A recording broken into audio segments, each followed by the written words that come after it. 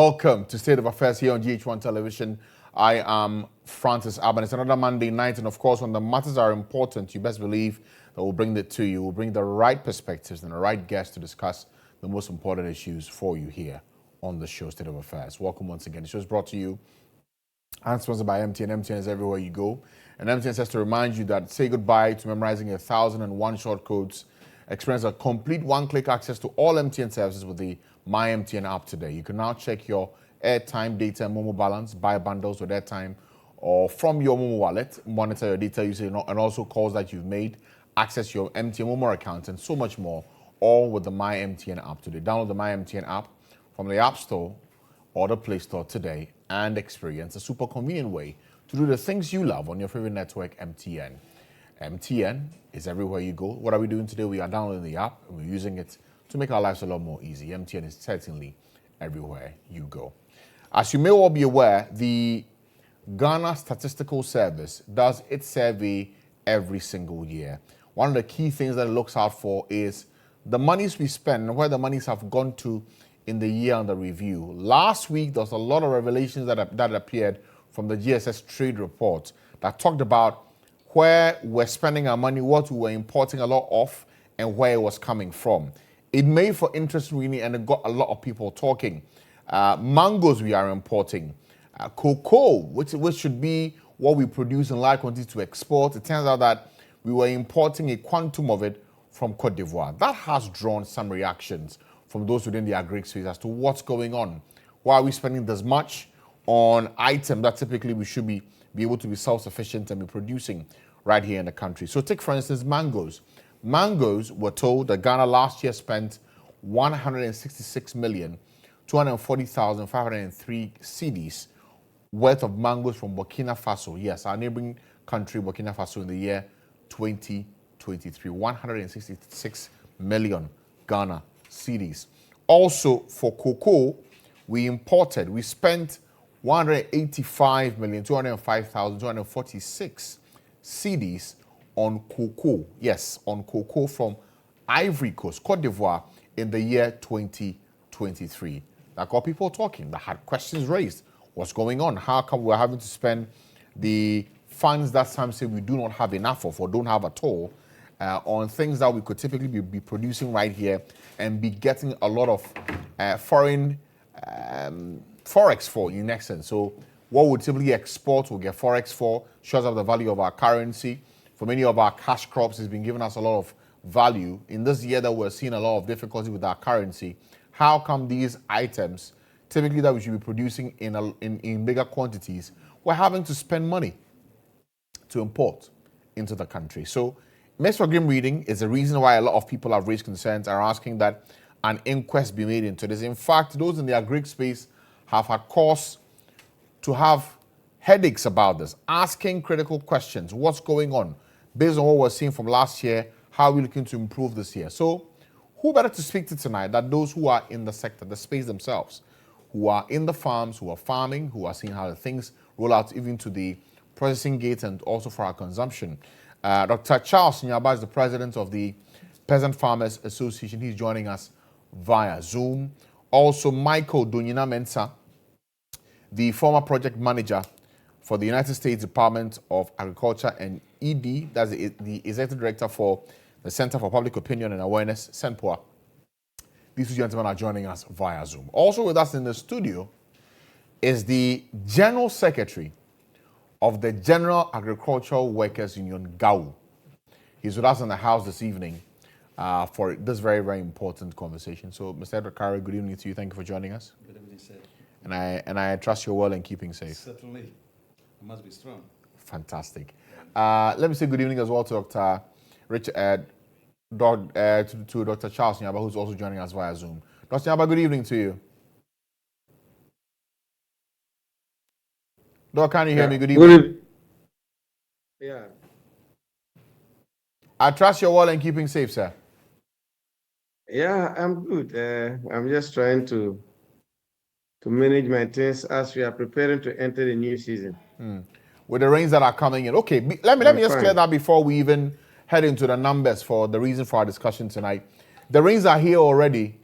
Should Ghanaians be excited that we're going to see a lot of good harvest post the rains? Dr. Nyaba? Hello? Yes, can you hear me? Yeah, I can hear you now. I was asking that with the rains that are in already, is that a good sign for us that we're going to get a lot of food this year and have less of food prices going up, more of a glut than a shortage in the market? I think it's too early to be able to make such predictions. And if you look at the patterns of the rains that we are experiencing, it's not across the entire country. Especially the food-growing areas are having serious challenges. When you take the middle belt, our reference to middle belt is from Techiman, Edra, Kintampo, and Franza area. You go to that place in every season. By now, you see farmers busy applying fertilizers on their maize. Some of the maize are tassel. I was there last week, and the farmers are still waiting for rains to plant. Majority of them are now planning to actually plant in the minor season. We they call it area group, but the main season, the rain has not come. Northern part of the country,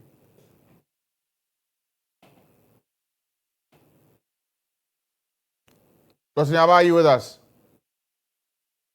Looks like Doc has frozen. Let's try and get the freeze for him, and then we'll continue with our discussions. But Mr. Kariwa, I guess it's the very same question to you before we even delve into the numbers for why a lot of your members are unhappy about our imports from last year. The rains are in. We are halfway through this year, 2024. Are there good signs that we're going to see a good harvest this year? Well, let me say thank you for having the opportunity to be on this esteemed program. It has been a long time, and I'm excited to meet you. That's true. Francis. Corridor. Oracle, yes. Oracle and the rest and so on. Well, the point is that the rains have started for a long time because the southern sector is almost getting to the harvesting season. So the rains, as we see them now, are not widespread.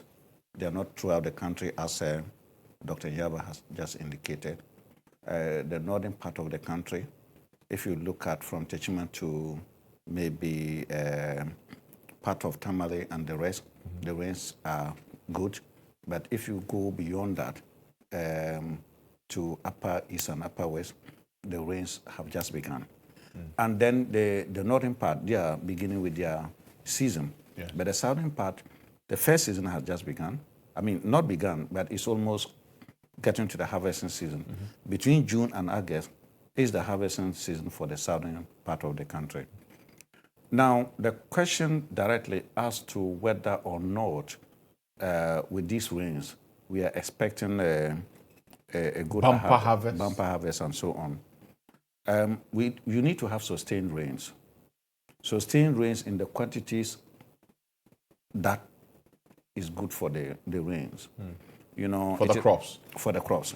Sorry, for the crops. So it is possible that within the period, within August, September, thereabout, you could have some floods.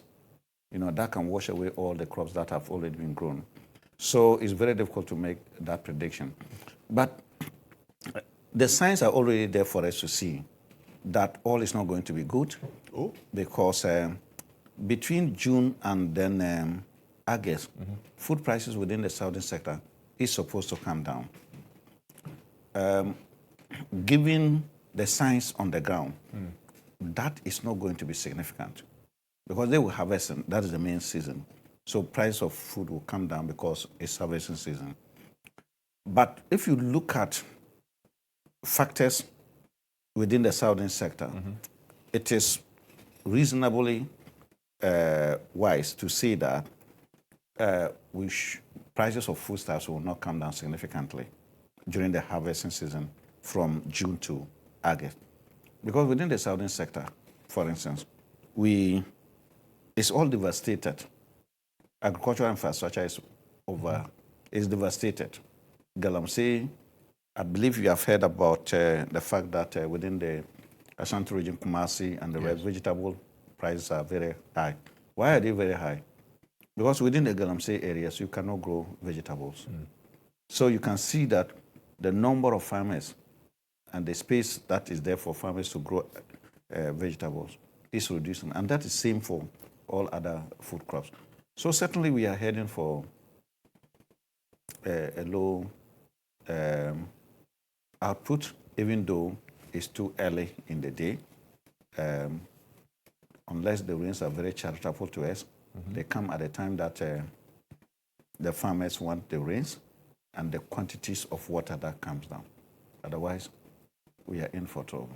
Okay, much as you've painted this picture, then I'm forced to ask a very simple question. Typically, before the rains come in, before the harvest time comes, harvest is only the end stage of a process from planting to pruning, nurturing, and then you take the fruits that come out of it. Am I to understand what you've just said, that the seeds we had to plant, the actions we had to take, the nurturing that was required for us to get the good yield that we want, we did not do, or we did not do enough of? Is that it? Well, left to farmers alone, because that is their main occupation. Yes. They don't need to be motivated by support before they go into it. But you see, support is critical, because if you don't give them support, output will be low. Because they need to apply the right quantities of fertilizers and other inputs. They need to also control pests. So they need chemicals and pesticides to be able to do that. When the price of those pesticides are so high within their range, then they will be unable to acquire the necessary quantities for that. Apart from that, what is the state support to agriculture? Agriculture is so fundamental to our survival that even if we lack anything at all, not food, we should be able to produce food for ourselves. But unfortunately, consistently, over the years, state funding, that is government funding on agriculture, continues to decline. We also that when the planting for food and jobs began, that is the phase one, there was huge subsidy in respect of fertilizer and then certified seed. Gradually, government, and it was 50% of the total cost, the market price. Yes. But over the years, that government contribution continued to be less than 50%. What is it now? 0%. No subsidies. No subsidy. It's been taken off the table. It has been taken off the table as even in 2023. Now it is private sector led. And private sector led activities is that they must recover all costs and also make some minimal profit margins. Is that not the way to go? Well, it's the way to go when you look at other activities. It's not every activity that you must make profit. When it comes to food, and let me say this categorically, and anybody who challenges can go and check up. Even the developed countries, you talk about the US economy, you talk about the European Union, they subsidize agriculture heavily. There's heavy subsidy on agriculture, billions of dollars and billions of euros are spent on agriculture. Why do they do that? Given their economies and the infrastructure and the systems and so on, one could say that farmers are capable to compete and work within the system to produce themselves. But no, because food security is very, very critical for keeping peace in those countries and also for them to be able to control the rest of the world. You see, so if Ghana wants to be independent truly, as it is, and also to bring down our inflation, you recall that for over the past 3-4 years, food inflation has always been around 50% of national inflation. Now, if a country is serious to bringing down inflation, the easier way to deal with food inflation. Once you bring food inflation down, then national inflation will come down. And the statistics are there to show. But we have not been able to do so. So you see, and at this time of our economic development, where food security is very serious. It is when we are withdrawing our subsidies to farmers. And I think that we are on a very disastrous policy trajectory by reducing withdraw the subsidies. But you also understand that typically when we are on an IMF program, the first thing that's touched is subsidies. So you can understand if the subsidy door has been closed. You see, certainly IMF is not a solution to our problems. We have made this statement and conviction clear from day one that IMF is not a solution to our problems. Why? Because if you look at the IMF, why would the IMF come to tell us that please don't employ young people? You recall that, is it 2023 budget or so? Government made it categorical in the budget that we are not going to make public sector recruitment again. Mm-hmm. Why should for the foreseeable future because of the program? Why should public officials who have themselves are benefiting for employment in the public service now come to make that policy that they will not recruit any other person? It's all because of IMF. And this is a very bad policy. Because if you look at where IMF rules are, in the US, in the European Union, when you are unemployed, you are given what? Unemployment benefits. Why do they do that? Now they come here and they tell you that your public sector is loaded, is employed, and the rest lay off. Isn't it also down to your ability to pay? No. You see, if you look at wage is to serve both economic and social purpose. Mm-hmm. It's not only economic. That is why even those people in Europe and America, when you are not employed, they still have to give you wages. Why should they give you unemployment benefit when you are not working? It's because whether you work or not, you need money to survive. And in Ghana, it is also clear, when you look at the LEAP system, is to say that there are some people who are not employed, they are not working, but we still have to take care of them. Okay. How much more about those who would work? Mm-hmm. And then you now say that their output is not enough and therefore you should lay them off. If you lay off any worker in Ghana today, you are simply telling the person to go to die because he will not have any source of income to be able to fend for themselves. Yeah. Okay, let me bring in Michael Donyina-Mensah at this time. He's the Executive Director for the Center for Public Opinion and Awareness, former Project Manager for U.S. Department of Agriculture. Michael, good evening to you. Thank you for joining us via Zoom. Good evening, Mr. Abban. How are you doing? Oh, well, it's Francis, and thank you for joining us. Francis. We are seeing quite a lot of talk relative to food security in Ghana today. Last year, yes, there were many gradients to look at in where we spent our monies and our trade and the funds we have expended. But if you look at our agricultural sector, relative to food security and the cost of food on our markets today, where are the problems and what are we not getting right from the policy perspective? Well, I think that where we are from the policy perspective, I think that it's much more of the fact that we play politics with agriculture. Because if we all understand that irrespective of whatever the situation is, agriculture is still our best bet to development, to growth. I mean, the most important thing that we can actually be able to do to be able to move ourselves from poverty is to focus on agriculture, And when things like oil and the other industries kind of like emerge, mm-hmm. it seeks to kind of like put down agriculture because those ones kind of like bring in some ready income. But gold can run out, oil can run out, but agri will always be there. So it's a matter of we not really committing to making sure that we invest in agriculture. But to answer your point more accurately, I think that our biggest problem in our agriculture in Ghana, and in fact in most countries in Sub-Saharan Africa, is really the marketing part. Because if we are able to build very good value chains, it naturally kind of like creates the production.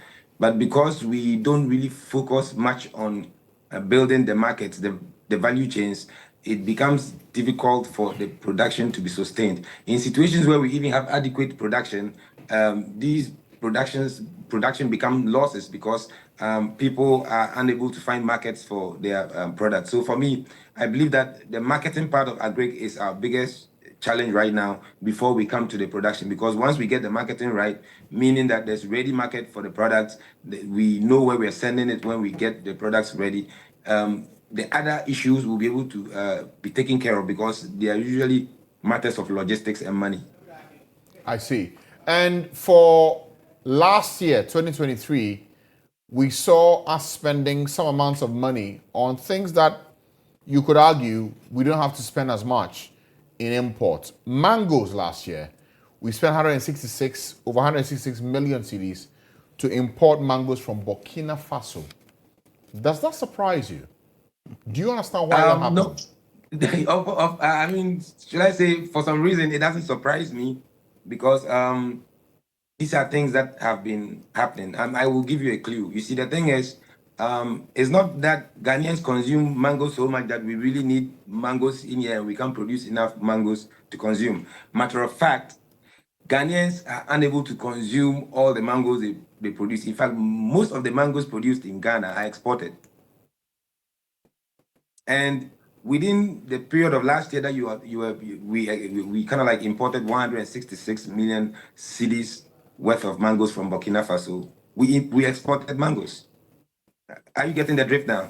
So I think that there's a dynamic somewhere, and I believe that later on in the program, when the discussions go into deeper scales, we'll probably open up. But of course, there are certain factors that are making these mangoes and other products, of course, to get into Ghana because of the market dynamics between Ghana and the neighboring countries, in this case, Burkina Faso. Because for countries like Burkina Faso, for the marketing of those products, for the value chain, most of these products are not really bought at the farm gates, meaning the farmers are not paid at the farm gates. But in Ghana, for most of these products that have well-developed value chains, like maybe cocoa, like cashew, the farmers are paid at the farm gates. So it is an incentive for most of these farmers who live around the bordering areas of Ghana to move their products into Ghana to come and sell them and get their ready cash.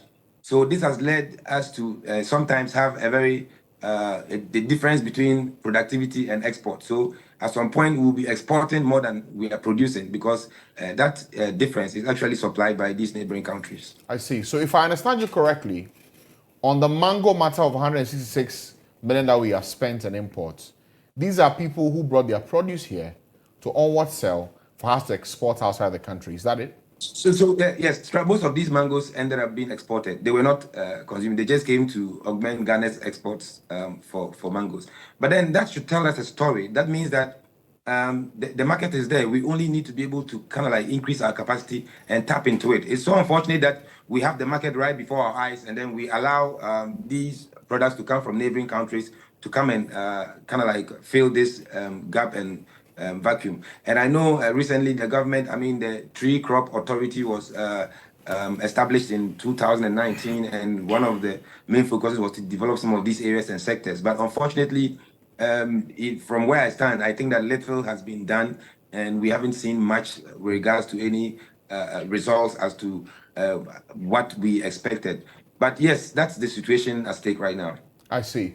Dr. Yaba, let me come to you now. Before I pick the thoughts of Mr. Carroll on this matter of the mangoes and the imports that we've had. So at a glance, we spent this much on imports. Mr. Donyina makes us understand that, well, a lot of that were from our neighboring countries where they could come, sell for a quick buck, and us picking it on and exporting. And so it's not so much of us shorting in supply, it's more of our neighboring countries taking advantage of the dynamics in our market. Is that how you look at this imports value for mangoes into the country from Burkina Faso? Thank you. Let me hope that my network doesn't disappoint again. Sure. You see, I farm and then I travel across the borders of Ghana to Burkina, to Togo, to Cote d'Ivoire. Mm-hmm. And our farmers exchange ideas. They exchange their goods in terms of access to markets in these areas. But when you travel across Ghana borders to Burkina, when you take the Paga border or the Himli border, you realize that there are clear differences the moment you cross Ghana to Burkina. Unlike those days that we always classify Burkina as closer to the desert, today you go there and you rather see patches of tree. You travel, you get to northern region from Upper East before you get to Burkina. You see that our part of the border is dried, but Burkina part is rather looking green. Okay, so the policies and the investment plans that Burkinabés are putting in place, me, I wouldn't be surprised if they produce so much that we have to import from. Let me put mango aside. I don't have enough data to confirm whether the quantities you say we are importing, we are actually doing that. But when you take a commodity like tomato, we are importing about 90% of the tomato consumed in Ghana from Burkina Faso. How are they doing it? You go to Burkina today, the major challenge that we face, which has to do with climate change, that we can't rely on rainfall, Burkinabés are creating dugouts everywhere in every community. Their farmers are being supported with input credit. They are supported with mechanization services. They are supported. Any youth who want to go into farming has access to financing and all the necessary logistics to farm. In Ghana, what are we doing? For the past 2 years, just like my brother Karwe said, the small subsidy that we used to benefit from the government has been taken away. Any support that is coming to the agri sector, especially when it's directed to smallholder farmers, who constitute the majority, is politicized and diverted to people who are non-farmers or elite farmers. So how can you behave like this with a sector which is so crucial for our economic sustainability and expect that sector to thrive? It can never happen, okay? And when we're talking about whether Ghana is either heading to a doom or things will be better, I'd wanted to comment, but the network didn't allow me. You know, we need to look at them from a commodity base. We have to look at it whether we are talking about a tuber crop, or we are talking about a cereal, we are talking about legume, or we are talking about vegetables. When you take the tubers, for instance, yam, cassava, around this time, you travel across the three northern regions. If I say three northern regions, I'm not including Upper East and Upper West. I'm talking about northern, northeast, and savannah. By now, farmers will have finished planting their yams. BA, the same thing. Farmers will have finished planting their yam. Today, you go there, they are still waiting for rains to plant. When you take crops like cereals like maize, rice, soya beans, groundnut, by now in Upper East, Upper West, people will have finished planting, and they are waiting to get fertilizers and other agrochemicals to apply. That has not happened. Now, and that is due to the changes in the climate or the raining pattern. Put that one aside. Last week alone, we have about 3 increases in prices of agro inputs, ranging from agrochemicals, fertilizers, and farm machineries, because I subscribe to most of the importers of these commodities. I asked why. They tell me that even though the commodity is in Ghana, the currency keeps changing. And if they sell it at the price that they brought it in, it means they can't go back to buy. Okay? And farmers have to bear all that. But when it comes to selling, putting the commodity on the market, farmers have to sell it at a price that has never changed. The increases in prices that we are seeing in the market is not coming from farmers. It's coming from people who are well enough, who are able to always buy these commodities and stock them, and during the laying season, they release them on the market and then take all the benefit. So if you look at the Ghanaian farmer, especially the smallholder farmer, things are not actually the way it's supposed to be. And if government doesn't intervene early enough to ensure that we quicken the farmers to be able to go into the production, I'm not seeing any better future for this year in terms of food availability, affordability, and variety in the market. Wow. The other example you mentioned for tomatoes, I've heard, and correct me if I'm wrong, that the variant of tomatoes that we produce here contains more water than the flesh, and that the Burkinabe situation is the reverse. What's the difference? No, it's just that we relax. You see, when they say that fine, on one angle, I may accept, depending on where the tomato is coming from. Because Ghana, we have about 5 different zones where we produce tomatoes. We have, if you take Abban, we produce tomato in Abban in large quantity. If you take Akumadan, we do tomatoes in large quantities. If you take Techiman and Kintampo, we do tomatoes in large quantity. If you go to the far north, Navrongo, Vian area, we do tomatoes. Navrongo tomatoes used to be the best tomatoes in the sub-Saharan Africa, including even what we are getting from Burkina. Burkina-based learn how to produce tomatoes and get their seeds from Navrongo. But for the past few years, what happened? We failed to do necessary investment in that area. Farmers in Navrongo and Via used to rely on water from the Tono Dam. Today, the dam is being salted, it's not properly managed, and nobody really cares. The soil itself is infested with pests and diseases. So when they plant the tomatoes, the way it used to yield, things have changed. If you take this year, for instance, MOFA invested a lot in terms of providing farmers with seeds, supporting them with mechanization service to do tomatoes. No single farmer harvested a box of tomato from that area.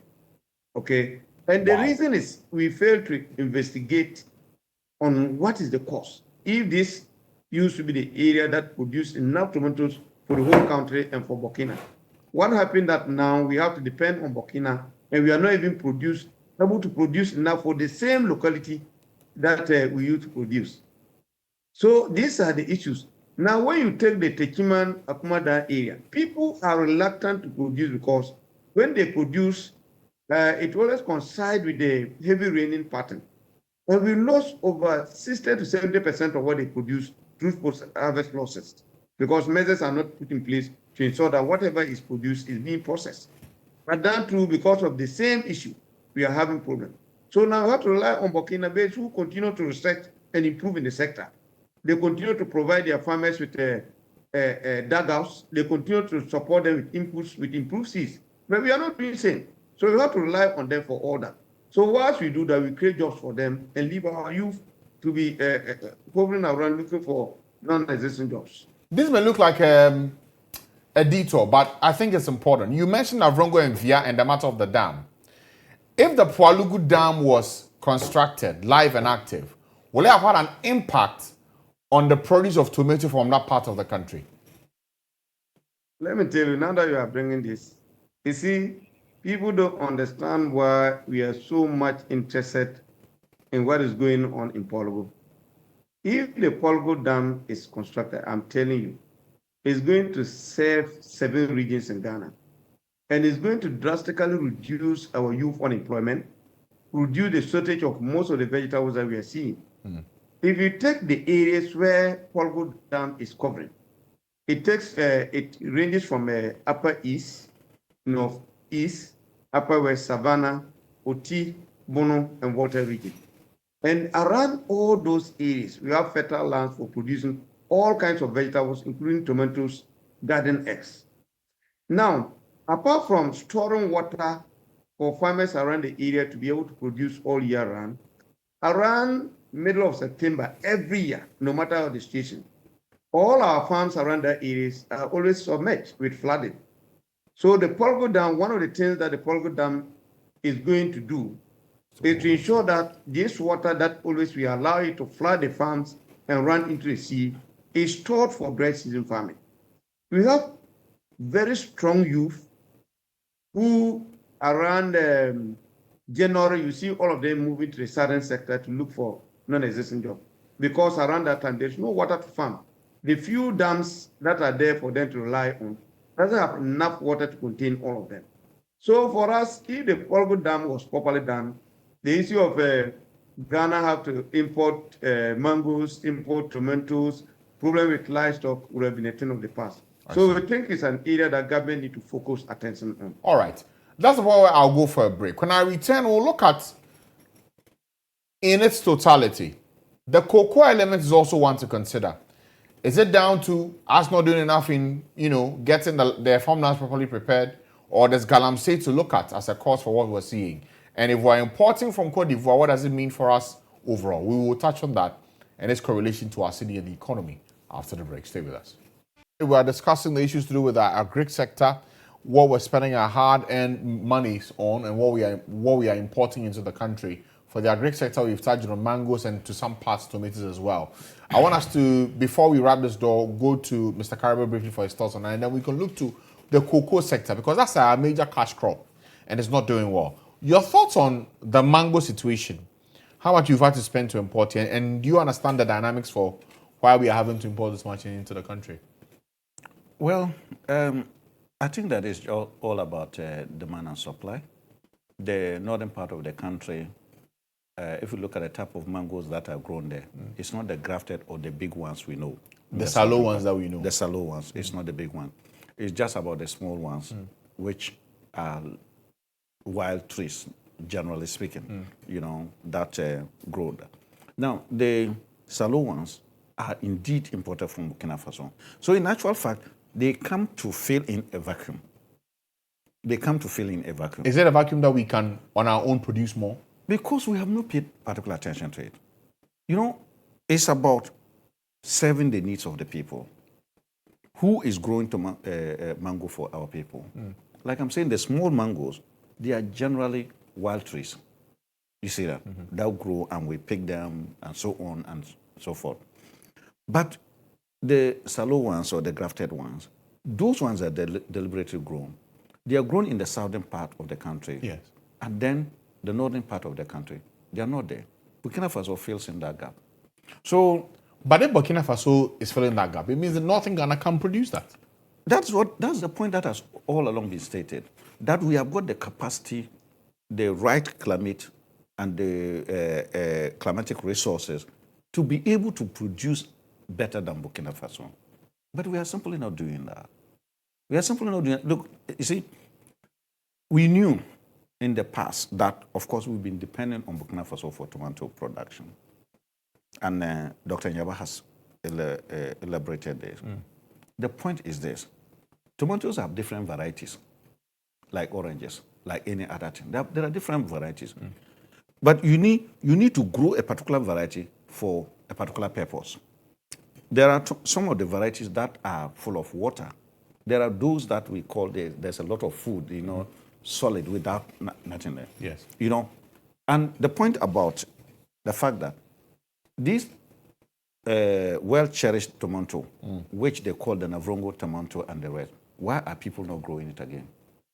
Because nothing is done to, protect the farmer, first and foremost, support the farmer to grow. And even when the farmer grows it on his or her own, then you don't get the market. Burkina Faso is deliberate. Look, we are also talking about the diseases.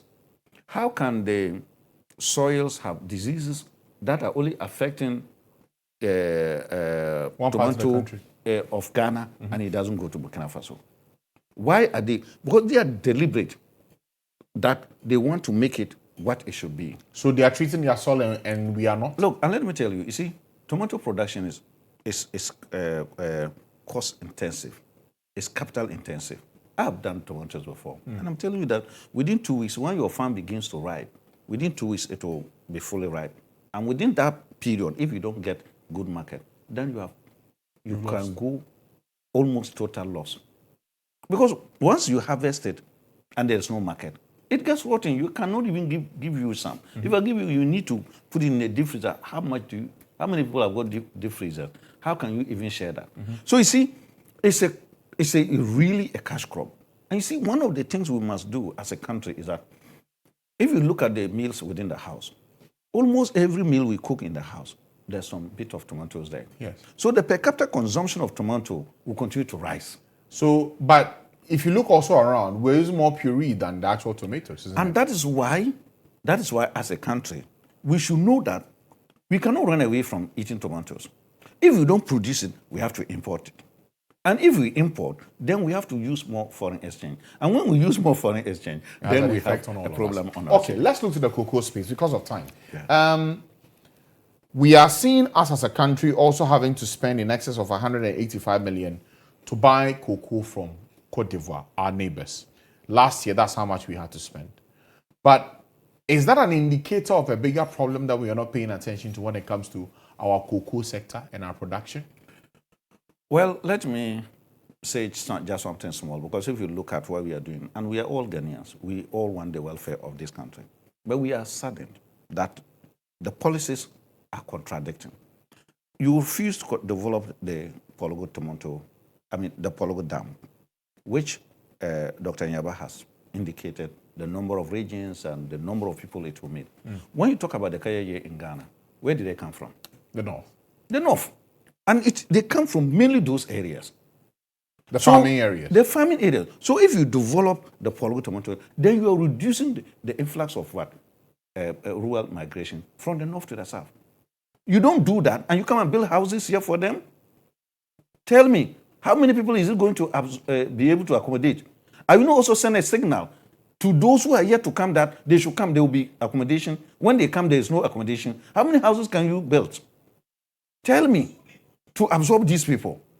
So we are simply doing the wrong things, and we want better solutions. So you are saying that instead of us building buildings for the Kaya to come and stay here, we should have invested that money towards the Pologo Dam. Is that the point you're making? Exactly. When you do that, you are not only solving the problem today, but you are solving the problem of years to come. Because people will farm, get money, and they will not come down again. So you reduce the inflow of the Kaya to this area. And we all know, why are we all in Accra? And why is Accra choked? Because people come for looking for jobs that are not there. And you get, when you are driving in traffic, you feel it. You see people, the whole day, how much have they sold? These are the things that we are not, our policies are just undermining our own people. So the Pologo Dam, if that one had completed, because it would have been completed around this time.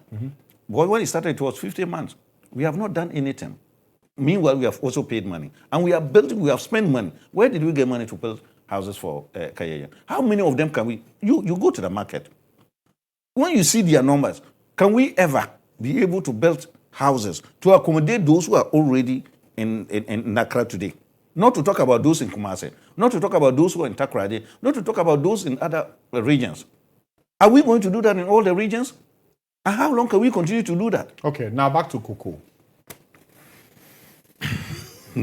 Well, Ghana is very blessed with cocoa, and we have been asking, why is it that Ghana's cocoa is premium? You know, other countries are producing cocoa. Nigeria is producing cocoa, Cameroon, you talk about Ecuador, you talk about Brazil, and then Togo, and so on. But our cocoa is premium. Why is it so? Probably it's linked to our soils.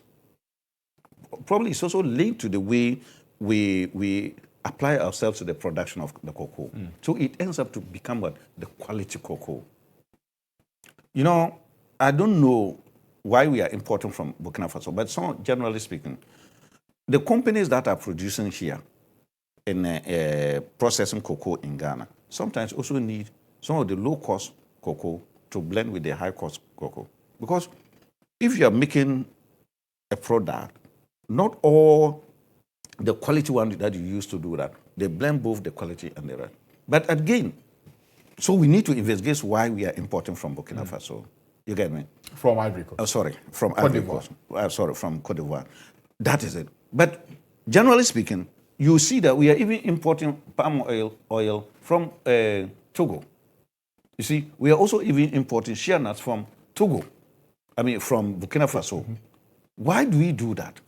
You know, it's so pathetic that a country that is blessed with all the resources to do what we are able to do, we are unable to do that. But back to cocoa, the debate about the yields that we are supposed to get. There's an indicator that we're dropping. The numbers are not what it used to be. What is it down to? Now there's talk of about $250 million that is going towards irrigation. What is this signaling to all of us? Let me tell you that, whether we want it or not, until we stop the galamsey, cocoa production is continuing to decline. It will continue to decline. Because, look, even cocoa farms are not spared by these galamsey. The existing ones, they destroy them. Now, all other lands that are available, which we could use to expand grow cocoa are taken over by Galamsey. And Galamsey, you see, you need to know what Galamsey is doing to us. We need to see it as it is. Galamsey is one activity that destroys agricultural infrastructure permanently. Permanently in the sense that my country, Ghana, has not got the resources, has not got the capacity, has not got the technology to reclaim the lands that are destroyed by Galamsey. Let anybody come to say that we have got the resource and we can do it. Now, so it is not like in the past what we used to know is that cocoa was threatened by palm oil. Either the land is used for palm oil production or it is used for rubber instead of cocoa. Now, you can use your farm for cocoa for some years and then you cut down the trees and you turn it into what? Palm oil or rubber. And then after that, you can do all that type of rotation and so on.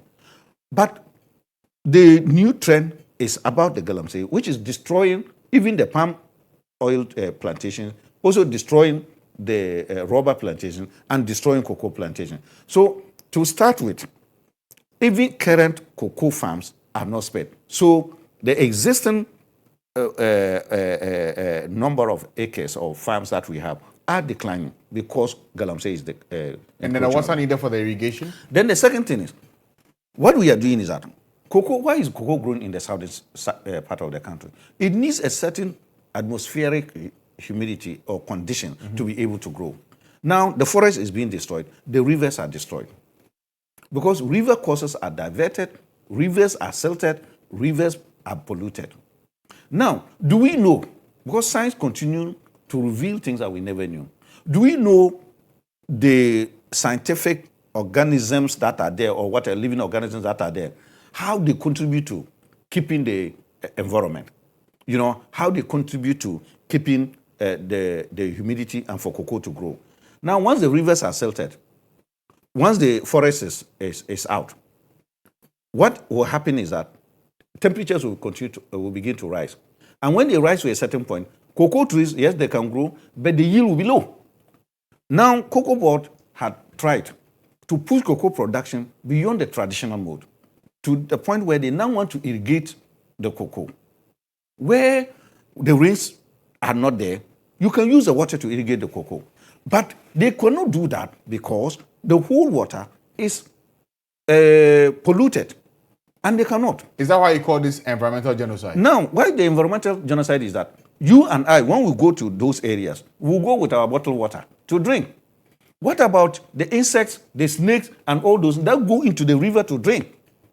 And they cannot drink the water because we, as women, when we drink the water, we die. When they also go to drink the water, they will die. So effectively, we have denied all those other living organisms their means of living. All right, let me go for a short break. I'll be right back. Final stretch now for our conversations here on State of Affairs. So let me quickly come to my guest on Zoom, Michael Doyina-Mensah. Final thoughts on this. How do we reverse this trend with the nature of the imports now and the way things are going to improve our agri sector in this year 2024 and beyond? Michael, briefly. Okay, briefly. So what I would like to say is that, we are more interested about, especially with government. Let me just use this cocoa case as an example. We are more interested about the exporting, the making of the money than the agronomy aspect of it, like the production part of it. Because over the years, we've seen that productivity is dropping. It's dropping faster than our exports because our exports are still up there. And I'm saying that difference is being filled by cocoa from the neighboring countries. You realize recently there was a publication in the news about Cocoa Board itself arranging to import cocoa beans from Cote d'Ivoire and Nigeria. And there was this scare that Ghana had run out of cocoa, and they came out to clarify that, the cocoa from those countries are inferior. So some processing facilities really want to use that to blend that to the Ghana cocoa. But there's insider sources saying that Cocoa Board itself is involved in importing these cocoa beans from these neighboring countries and re-exporting them outside.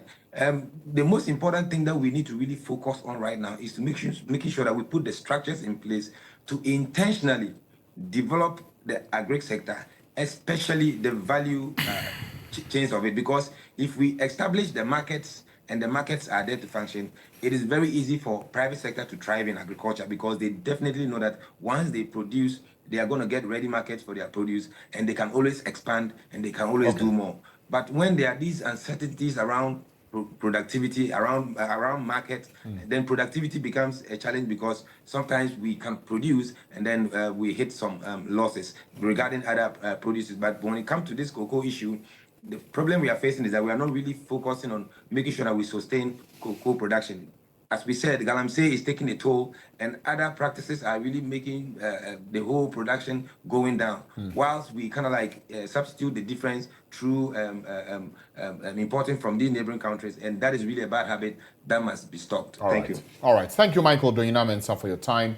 The former project manager for the United States Department of Agriculture, and also the executive director for public opinion, the Center for Public Opinion and Awareness, CENPOA. Mr. Karawe, final words on this. How do we reverse this trend for our numbers for agriculture and do better going forward? Well, we have gotten to a point where we need to take a decision. And then we need to come to the realization that we are at the point of serious catastrophic food insecurity in going forward. The indications are just there. And we have also seen what we have put in place. You know, the inertia, you know, that we have put in place, that we are sloping down. We are in a very slippery slope, which is very dangerous. What we need to do, one, climate change is here with us, clearly. The rains will not come the way we want it. And we need to begin to build irrigation for the future. What we are already observing is that if you build a dam around probably the galamsey area, that dam will be filled with what? Galamsey water. And that water will not be even good enough for irrigation. So we need to stop the galamsey. Two, we need to actually embark on the irrigation dams within the northern part. Three, we also need to have trade policies that do not undermine domestic production, so that you don't have trade policies that encourage imports of goods that we can already produce here. And you saw that until 2023 budget, where the discounted benchmark value policy, which was giving out to importers a certain percentage of their import duty free so that they could import more, it undermined and destroyed domestic production. That was a policy that undermined it. So that should not happen again. So we need to actually harmonize our policies. Okay. One, boost production policies, and then two, also make sure that in other import policies do not destroy. And then value addition to also improve what we churn out, so we get more value out of it. Thank you very much, Mr. Edward Karawe, the General Secretary of the General Agricultural Workers Union, for joining us tonight. Also, Dr. Charles Nyaba joined us. He's the President of the Peasant Farmers Association of Ghana. That'll be it for us tonight here on State of Affairs. Thanks to you for watching. Thanks to the team for making the show possible. Have a great evening. Good night.